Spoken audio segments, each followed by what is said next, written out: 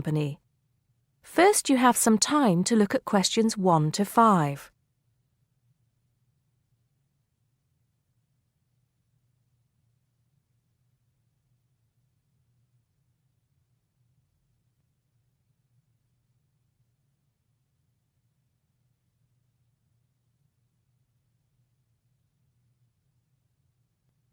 You should answer the questions as you listen because you will not hear the recording a second time.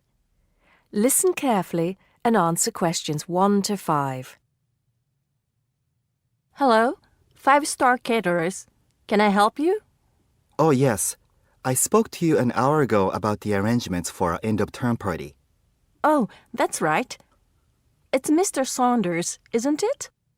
Actually, it's Sanders. That's Sanders. Oh, I'm sorry. I'll just get that down correctly on the form. Okay, Mr. Sanders, sorry about that. No problem.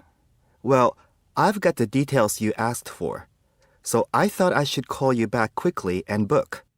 Good. Let's fill in the form, shall we? Great. First of all, can you give me a telephone number? Somewhere where you can be contacted during the day. Yes, it's 445-6786. 445-6786. Okay. And do you have a number where you can be contacted outside of office hours? Well, I'm at work till late in the evening, so use the same number, and if I'm not there, you can leave a message. Thanks. I'll make a note of that. And how many guests shall I put down?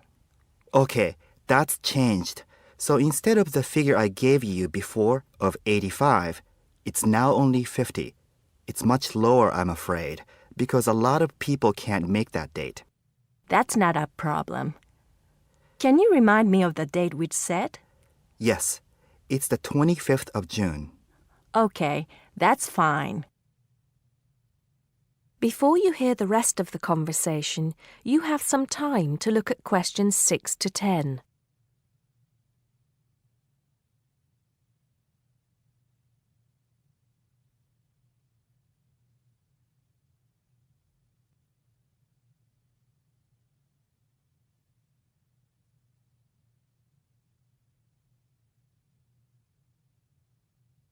Now listen and answer questions 6 to 10.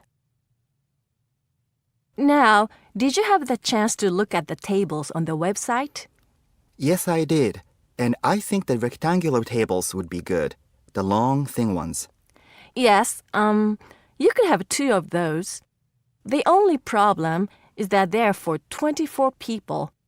So you'd only seat 48 people that way. And if you have 50 guests... Oh, I see what you mean. 2 people have nowhere to sit.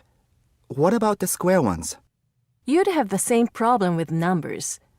Usually, for 50 people, we find the round tables work well. Not the smaller ones. They only seat 6 people. The ones that seat 10, the large ones. So do you think we should have 5 of those? I think that would work well. Okay, that's what we'll do then. Fine. And have you decided on the menu you would like? Yes, I think so. But I wanted to ask you, we talked about having the 3-course meal with waiter service, but in the end, we thought it would be a bit too formal.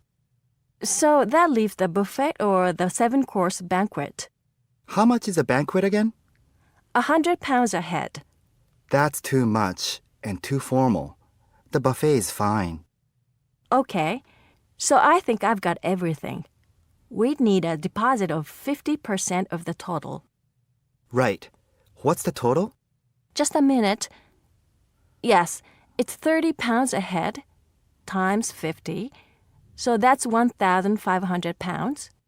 50% of that would be $750 now, with the balance due another $750 on the day. Great. I'll call in tomorrow if that's okay. I can pay you the deposit then. We'll look forward to seeing you tomorrow then. Okay. Thanks a lot. Goodbye. Goodbye. That is the end of part 1. You now have half a minute to check your answers.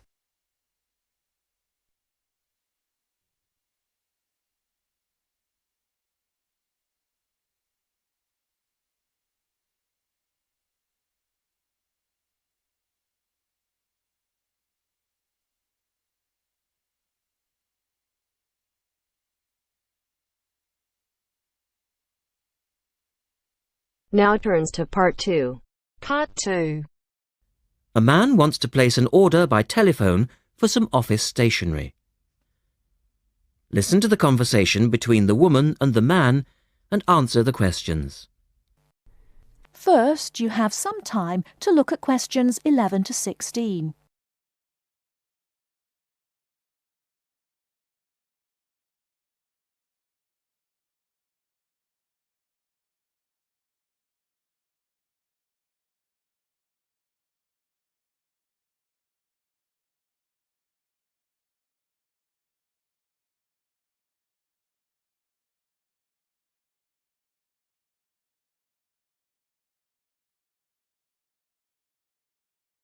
Now, listen carefully and answer questions 11 to 16.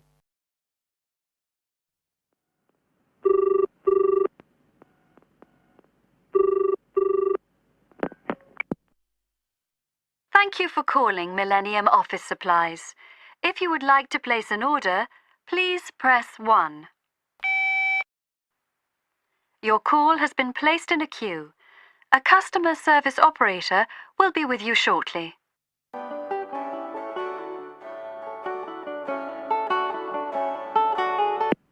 Gina speaking. How can I help you? Oh, hello. I'd like to order some stationery, please. And who am I speaking to? John Carter. Right. Can I just confirm your account number and the name of your company, John? Sure. The account number is 692411. 692411. Right. And you're from Rainbow Computers? No, the company is Rainbow Communications. Oh, okay. I'll just fix that on the system. Communications. And what would you like to order, John? Envelopes. We need a box of A4, that is, normal size envelopes. White, yellow or manila? We'll have the plain white, please. But the ones with the little windows. Okay. One box, A4, white.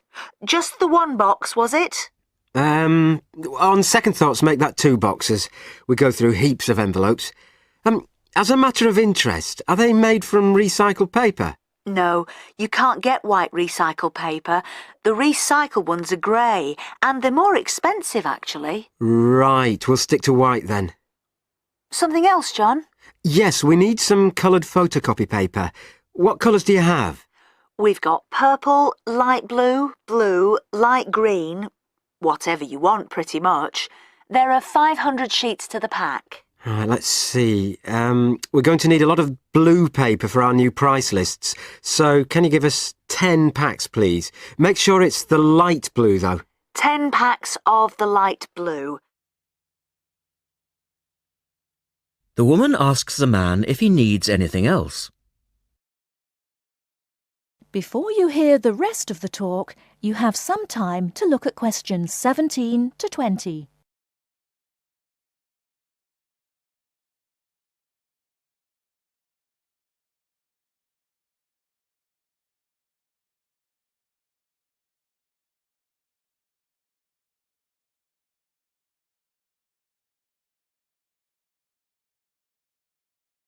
Now listen and answer questions 17 to 20.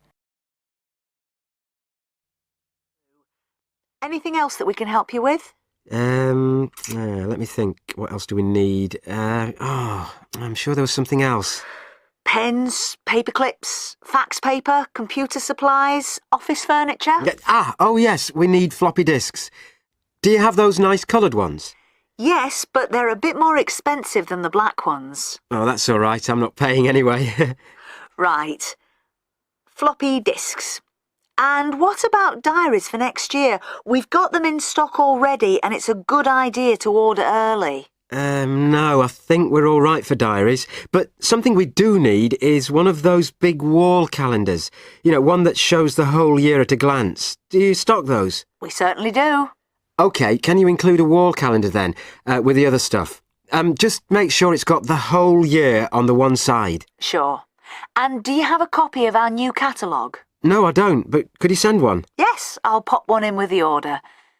You'll find it a lot easier to remember what you need if you have our catalogue in front of you next time. Yes, good idea. And when can you deliver this? Should be with you tomorrow morning. Can you make sure that it's not after 11:30am? Because I have to go out at 12. There's only myself here on Fridays. Fine. I'll make a note on the delivery docket that they should deliver before 11:30. Thanks very much. Thanks.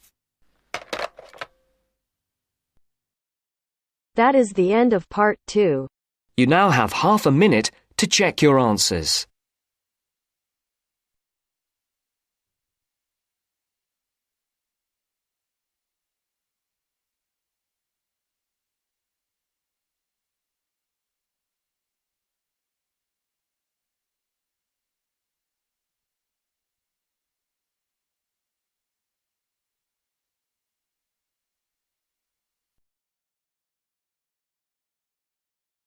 Now turns to part 3. Part 3. You will hear a student, Penny, talking to two friends, Ray and Louise, about a television competition Ray has entered called Travel Documentary. Before you hear the conversation, you have some time to look at questions 21 to 26.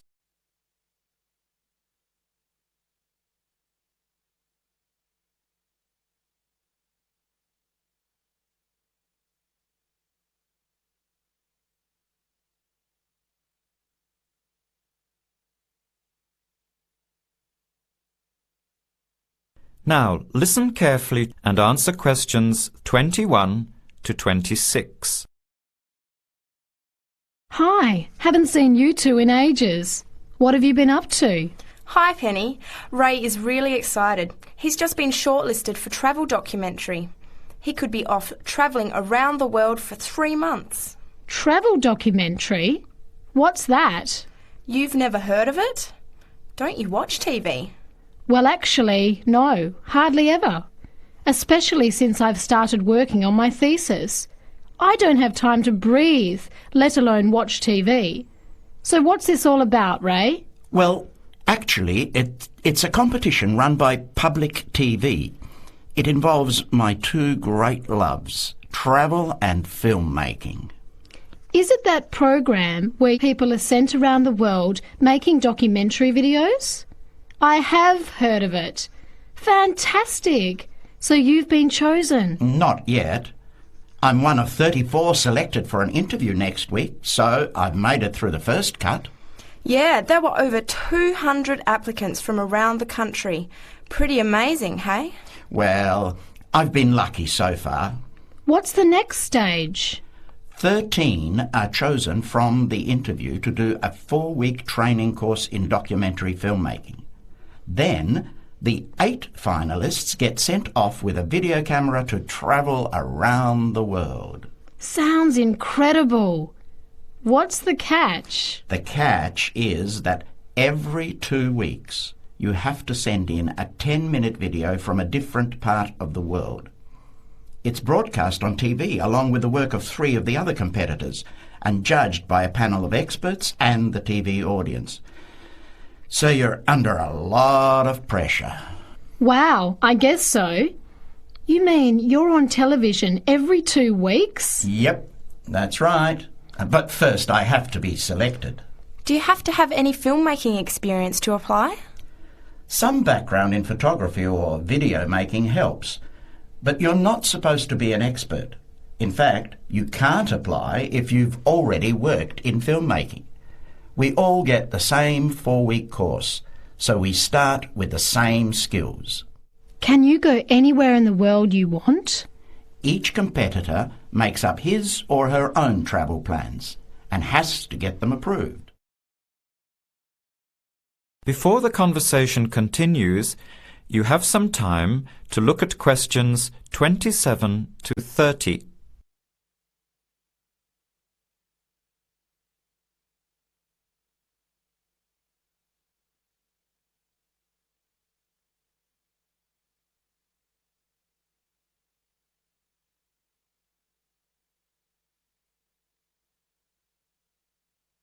Now, as the conversation continues, answer questions 27 to 30.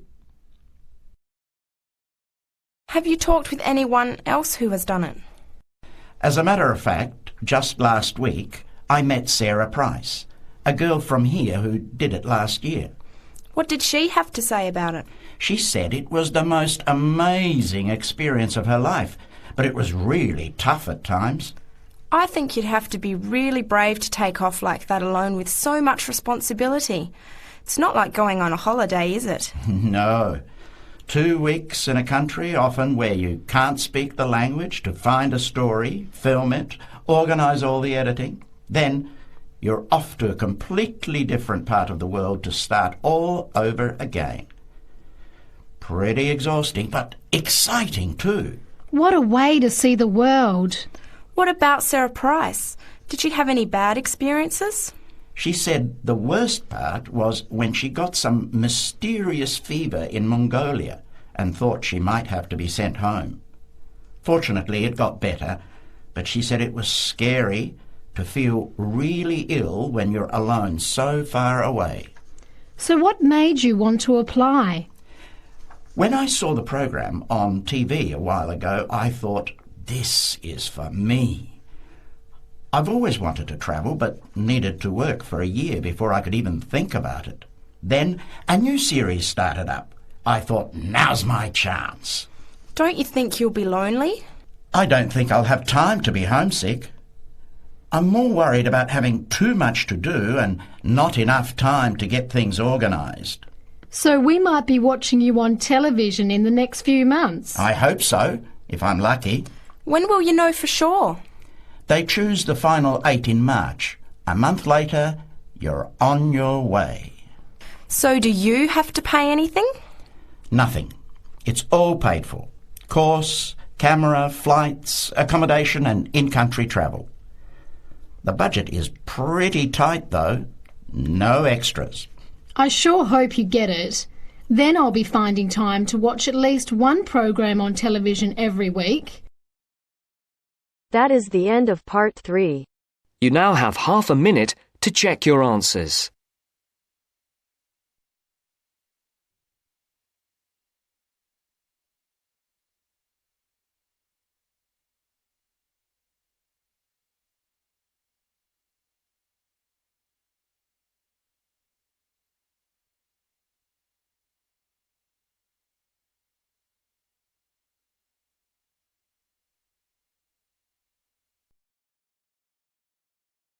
Now turns to part 4. Part 4. You will hear a talk on the work of a printing department at a university.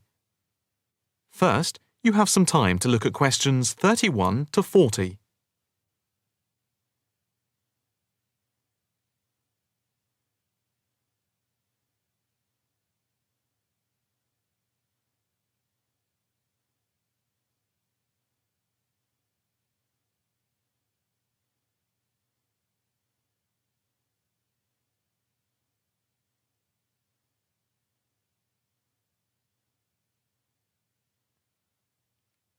Now listen carefully and answer questions 31 to 40.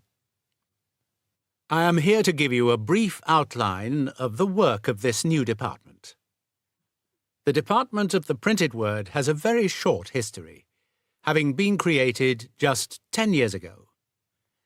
Some statistics to start with. The first intake of undergraduate students consisted of 20 students, which rose to 37 in the second year.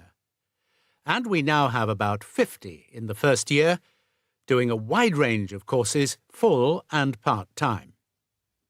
We have a thriving research department, with 17 students on the taught MA course and 7 students doing research full-time.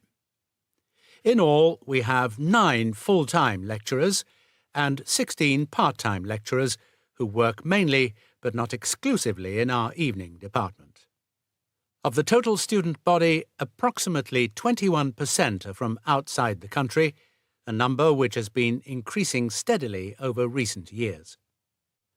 Although students from overseas have to reach a minimum level of competence in English before they follow a course at the university, some may require remedial help with their English, and we can offer help through the Student Support Services as part of the general assistance given to all students. For home students, both graduate and undergraduate, there are bursaries to help with travel and accommodation, for which I would advise you to contact Mrs. Riley at the end of this session.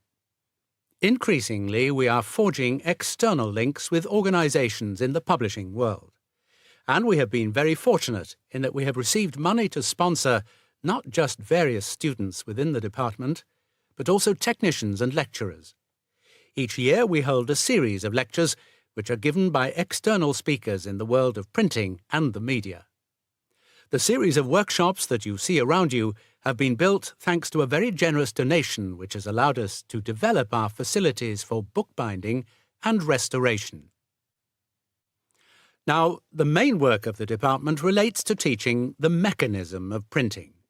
And as most printing is now so highly technological, all our students have to be computer literate. For those of you who are interested in taking a module in this department from another department, and who feel that you may not have the necessary computer skills, don't let the technology put you off. We have a number of specialist technicians who can support and deliver crash programs in the computing technology required. As long as you can switch on the computer, you are halfway there. We have what can only be called state-of-the-art facilities, especially for those wishing to move into the publishing world, working not just as printers, but also in editing, page design, layout, and bookbinding. With the extensive facilities we have for book restoration, some of our former students are now employed as expert book restorers and conservationists, skills which were once almost dying out. In the display you will notice samples of work on book cover design, and as well as having all the necessary computer programs for dealing with printing, we have some old printing presses. Despite being largely a modern department, we do have an increasing interest in research into the history of the printed word, ranging from early European to Chinese and Japanese printing techniques. We have in fact some very well-known experts on early printing in Europe in the 15th and 16th centuries. If this area appeals to you, you can talk to Dr. Fred Clare afterwards. From China, we're lucky to have as a visiting lecturer Dr. Yu, who is an authority on early Chinese manuscripts and printing machines. If you are thinking about doing a module with us, or you are interested in doing research after you have finished your first degree, the person to talk to is Professor Clarkson, who will be able to give you all the details. For postgraduate research, you should really be thinking about applying now, even though we are only in December, as the department now attracts large numbers of people, and we always have many applications for each research position. That is the end of part 4. You now have half a minute to check your answers.